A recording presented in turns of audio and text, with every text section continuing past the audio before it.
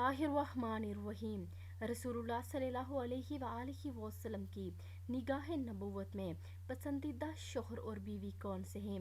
नबी करीम सल्लल्लाहु अलैहि वआलिहि वसल्लम ने इरशाद फरमाया कि करीम और शरीफ और लायक शौहरों पर औरतें गालिब आ जाती हैं, क्योंकि वो जानती हैं कि ये नाज उठा लेगा, और कमीने शौहर डंडे के ज़ोर से गाली गलौज से उन पर गालिब आ जाएगा।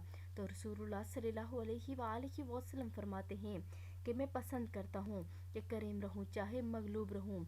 मैं ये पसंद नहीं करता कि लेम और बद इखलाक बनकर उन पर गालिब आ जाऊँ।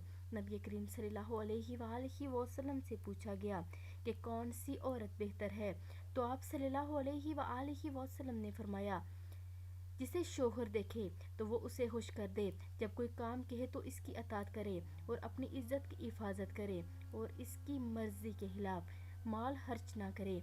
तो आप सभी इस पर अमल करें और वीडियो आगे लाजमी शेयर करें और चैनल को भी लाजमी सब्सक्राइब करें। जज़ाकल्लाह खैर।